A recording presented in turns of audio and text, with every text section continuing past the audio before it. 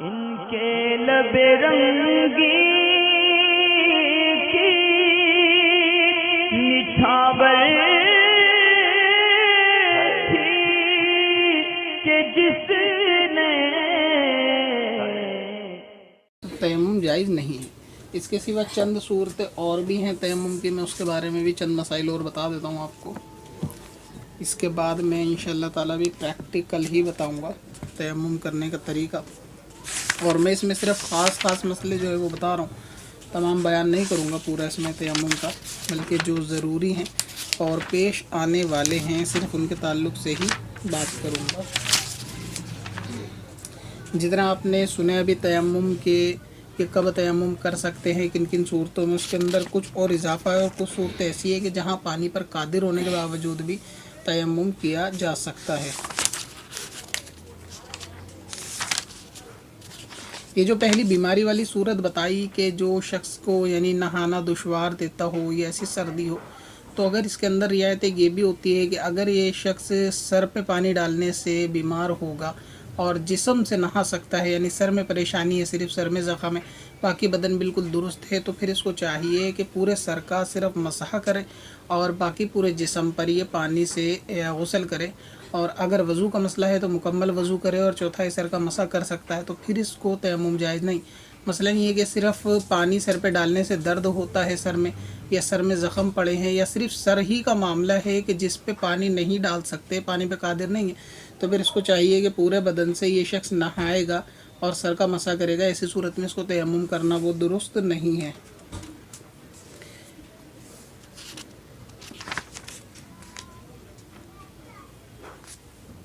ایک صورت یہ بھی پیش آ سکتی ہے کہ اگر کسی شخص کے کپڑے ناپاک ہیں، یعنی اس پہ نجاست لگی ہوئی ہے اور اس کو وضو بھی کرنا ہے، اور یہ جانتا ہے کہ وضو کرے گا یا کپڑا دھوئے گا اور پانی صرف اتنا ہے کہ دو میں سے ایک کام کر سکتا ہے، تو اس شخص کو چاہیے کہ پہلے یہ کپڑے کو پاک کر لے، کپڑا دھو لے۔ جب وہ پانی خرچ ہو جائے کپڑا دھونے میں تو کپڑا بھی پاک ہو جائے گا، اور وضو کے لیے یہ شخص تیمم کر سکتا ہے، یعنی اس طرح کرے کہ پہلے کپڑے کو دھو لے اور بعد میں تیمم کرے۔ اور اگر اس نے اس طرح کر لیا کہ پہلے اس نے تیمم کر لیا اور بعد میں اس نے کپڑا دھویا، تو اب وہ تیمم جو ہے وہ چلا گیا، کیونکہ تیمم جب ٹوٹتا ہے جب آدمی کو پانی نظر آ جائے یا پھر پانی پہ وہ قادر ہو جائے، تو پھر اس کا تیمم خود بخود ٹوٹ جائے گا، اس کو وضو کی ضرورت ہے۔ اب کیونکہ اس نے پہلے تیمم کیا، تیمم کرنے کے بعد جو اس پہ پانی تھا تو پانی پہ یہ قادر بھی تھا، اس کو تیمم ہاتھوں ہاتھ ختم ہو گیا، اس لیے اس کو پہلے پانی کو خرچ کرنا ضروری ہے، اس لیے پہلے کپڑے کو دھو کر پاک کرے۔ جب کپڑے کو پاک کر لے گا، پانی خرچ ہو جائے گا، تو اب یہ تیمم کر سکتا ہے کہ اس کے پاس پانی نہیں ہے، لہٰذا پانی موجود ہونے کے صورت میں تیمم نہیں کر سکتے۔ اگر تیمم کیا وہ ٹوٹ جائے گا تیمم، تو اس کے بھی آگے مسئلے جو ہے کب تیمم ٹوٹے گا نہیں، وہ انشاءاللہ تعالیٰ اگلے والے پارٹس میں بیان ہو جائیں گے۔ تو یہ آپ نے سن لیا کہ اگر کپڑے یعنی بدن یا کپڑے پہ ایسی ناپاکی لگی ہے کہ جو نماز کے لیے رکاوٹ ہو، اور پانی صرف اتنا ہے کہ وہ وضو کرے یا کپڑا دھو لے یا جسم دھو لے، تو اس کو چاہیے کہ جسم کی ناپاکی یا پھر کپڑے کی ناپاکی کو دھو کے وضو کر سکتا ہے۔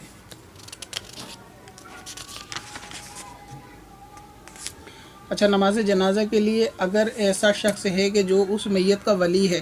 مثلا یہ کہ اگر والد کی میت ہے تو اس کی اولاد ہے، یا اولاد کی جنازہ ہے تو اس کا والد ہے، دادا ہے، جو بھی اس میت کا ولی ہو، تو اگر یہ جنازے کا ولی ہے تو اس کو چاہیے کہ وضو کرے، کیونکہ ولی کی اجازت کے بغیر جنازہ نہیں ہوگا، لہٰذا سب لوگ اس کا انتظار کر سکتے ہیں اور یہ وضو کر کے جو ہے جنازے میں شامل ہو سکتا ہے۔ اور اگر یہ عام انسان ہے، صرف جنازے کی نماز پڑھنے آیا ہے اور یہ جانتا ہے اس کا وضو نہیں ہے، اگر وضو کرے گا تو نماز جنازے کی نکل جائے گی، تو اس صورت میں اس کو چاہیے کہ وہ تیمم کر لے، جنازے کی نماز میں شامل ہو جائے، یعنی کیونکہ جنازے کی نماز میں جو شخص شامل ہوتا ہے، اور جنازہ اگر کسی نیک وقت کا ہو، کسی ولی کا ہو، کسی نیک انسان کا، بزرگ کا ہو، تو اس کے نماز پڑھنے والے تمام لوگ بخشے جاتے ہیں، اس لیے جنازے کی نماز کو اہمیت دے، وضو نہیں ہے تو تیمم کر کے اس میں شامل ہو جائے۔ بعض لوگوں کو دیکھا جاتا ہے کہ جنازہ رکھا ہوا ہوتا ہے اور وہ صرف یہ بہانہ کرتے ہیں کہ وضو کریں گے تو جنازہ نکل جائے گا، لہٰذا ان کو معلوم نہیں ہوتا کہ بغیر وضو کے تیمم کر کے بھی نماز ادا کی جا سکتی ہے۔ اس کی ایک چھوٹی سی مثال میں ابھی حال فی الحال میں دوں گا۔ مثلا یہ کہ حضور تاج الشریعہ کا جنازہ تھا اور پبلک جو ہے کثیر تعداد میں تھی، تو ایسے میں اگر کسی شخص کا وضو جاتا رہا، اب جانتا ہے کہ یہ اس جنازے کا ولی نہیں ہے اور اس سے اتنی عوام میں سے اس کو نکل کے وضو کے لیے جانا، وضو کر کے آنا دشوار ہے، اور جب تک یہ آئے گا نماز جو ہے ختم ہو جائے گی، تو اس کو چاہیے کہ ایسی نماز جنازہ میں بھی تیمم کر کے نماز پڑھ سکتا ہے۔ تو یہ وہ صورتیں ہیں کہ جب جنازہ تیار ہو اور وضو میں وقت صرف ہو جائے گا تو پھر اس شخص کو جو ہے وہ وضو کر کے یعنی تیمم کر کے نماز میں شامل ہو جانے میں کوئی حرج نہیں ہے۔ اچھا، اس کے علاوہ سلام کا جواب دینے کے لیے، درود پاک پڑھنے کے لیے، تسبیح پڑھنے کے لیے، ان سب صورتوں کے لیے، وظیفہ وغیرہ پڑھنے کے لیے تیمم جائز ہے، چاہے پانی پر قدرت ہو۔ یعنی یہ وہ صورت ہے کہ آدمی نہ بیمار ہے اور نہ ہی اس کے پاس پانی کی کمی ہے، سب کچھ ہے، مگر یہ وضو نہیں کرنا چاہتا، جان بوجھ کر تیمم کرنا چاہتا ہے، تو ان سب صورتوں کے لیے جو ابھی بتائی ہیں تیمم کر سکتا ہے۔ یعنی یہاں پہ تیمم بغیر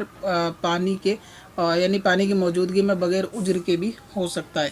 وہ کیا چیزیں ہیں؟ جیسے سلام کا جواب دینا، درود شریف پڑھنا، وظائف وغیرہ پڑھنا، یا سونے کے لیے یا بے وضو کو مسجد میں جانے کے لیے، زبانی قرآن پاک پڑھنے کے لیے تیمم جائز ہے جبکہ پانی پر قادر ہو۔ یعنی کسی شخص کو مسجد میں جانا ہے اور یہ شخص ہے پاک، کیونکہ ناپاک آدمی کا مسجد میں جانا یہ حرام ہے، پاک شخص ہے، مسجد میں جانا چاہتا ہے، اور کیونکہ مسجد میں جانے کے لیے وضو ضروری نہیں ہے، پاکی ضروری ہے، تو یہ چاہتا ہے کہ وضو کرنا نہیں چاہتا تو صرف تیمم کر کے بھی مسجد میں جا سکتا ہے، اگرچہ اس پہ پانی ہو، وضو نہ کرنا چاہے۔ اسی طریقے سے اگر درود پاک کی تسبیح پڑھنا چاہتا ہے اور یہ چاہتا ہے کہ میں وضو کر لوں، مگر سردی کی وجہ سے یا رضائی میں یا بستر سے اٹھنے کی وجہ سے وضو نہیں کرنا چاہتا، تو یہ تیمم کر کے بھی درود پاک پڑھ سکتا ہے، اپنا وظیفہ تیمم کر کے بھی اس طرح یہ پورا کر سکتا ہے۔ اسی طرح قرآن مجید کو اگر دیکھ کر پڑھنا ہے، یعنی دیکھ کر پڑھنے سے مراد یہ ہے کہ اس کو چھونا نہیں ہے، بلکہ قرآن پاک رکھا اس کو دیکھ کے پڑھنا ہے، اس کا وضو نہیں ہے، تو اس کو بغیر وضو قرآن کو دیکھ کے پڑھنا جائز ہے۔ لہٰذا یہ اگر تیمم بھی کر لے گا دیکھ کر پڑھنے کے لیے تو اس کو تیمم کی یہ صورت بھی جائز ہے، تیمم کر سکتا ہے۔ ہاں، چھونے کے لیے قرآن مجید کو وضو کرنا یہ فرض ہے۔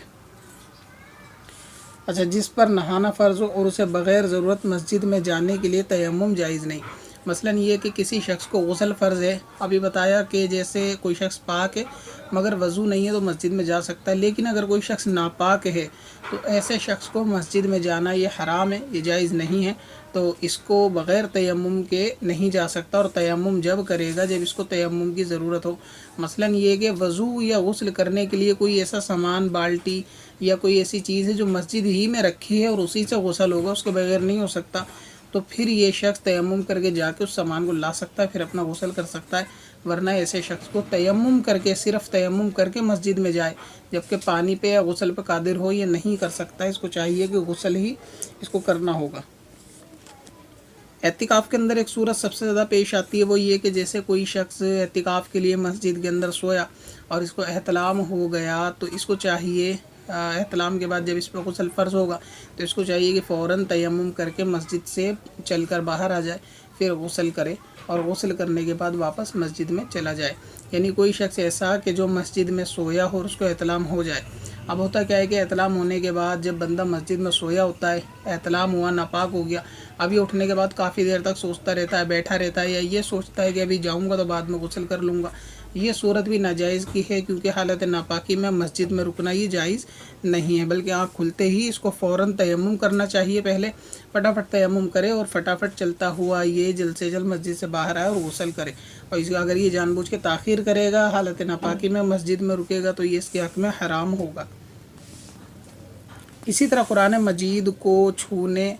کے لیے سجدہ تلاوت یا سجدہ شکر کے لیے تیمم کرنا جائز نہیں جبکہ پانی پر قادر ہو۔ یعنی اگر کوئی شخص پانی پر قادر ہے، پانی موجود ہے، صرف قرآن پاک کو ایک جگہ سے اٹھا کے دوسری جگہ پہ رکھنا ہے، تو اس طرح قرآن پاک کو چھونے کے لیے تیمم نہیں کر سکتا، کیونکہ یہاں پر وضو کا کرنا فرض ہے، اور اس میں بھی وہی تیمم کر سکتا ہے جو صورتیں بتائی ہیں، یعنی جہاں تیمم جائز ہے کہ پانی پر قادر نہ ہو یا ایسا بیمار کہ وضو کر ہی نہیں سکتا اور اس کو قرآن پاک اٹھانا چھونے کی ضرورت ہے، تو پھر تیمم کر سکتا ہے، ورنہ قرآن پاک کو چھونے کے لیے تیمم نہیں کر سکتا، وضو کرنا فرض ہے، اور بغیر چھوئے زبانی پڑھنے کے لیے تیمم جو ہے وہ کر سکتا ہے۔ اس کے سوا یہ جو مسئلہ ہے وہ تیمم کا سب سے زیادہ خاص مسئلہ ہے جو اکثر لوگوں کو پیش آتا ہی ہے۔ جتنے مسائل تیمم کے بتائے ہوں وہ ضروری نہیں کہ سب کے سب پیش آتے ہوں، کہ پانی پہ قادر نہ ہو، سفر میں ہو، ایسا ہو ویسا ہو، یہ سب صورتیں بہت کم پیش آتی ہیں، مگر یہ صورت جو تیمم کی اب بیان ہوگی یہ ایسا مسئلہ ہے جو اکثر کے ساتھ شہروں میں رہنے کے باوجود بھی وہ پیش آتا ہے۔ وہی ہوتا ہے کہ وقت اتنا تنگ ہو کہ وضو و غسل کرے گا تو نماز قضا ہو جائے گی، تو اس کو چاہیے کہ تیمم کر کے نماز پڑھ لے، پھر وضو و غسل کر کے اس کو اعادہ کرنا لازم ہے۔ مثلا یہ کہ کسی شخص کی آنکھ کھلی، گھر میں سویا ہوا تھا، نماز فجر کا وقت ہو گیا اور نماز کے جانے میں صرف 1 یا 2 منٹ اور اس شخص کا وضو نہیں ہے، اور یہ جانتا ہے کہ اگر وضو کرے گا تو ایسی صورت میں سورج طلوع ہو جائے گا، نماز فجر کا وقت چلا جائے گا، تو اس کو چاہیے کہ اٹھتے ہی فوراً تیمم کر لے اور جلد سے جلد فرض ادا کر لے، کیونکہ فجر میں مسئلہ یہ ہے کہ نماز کا سلام بھی وقت کے اندر پھیرنا لازم ہے، ورنہ وہ نماز نہیں ہوگی، اور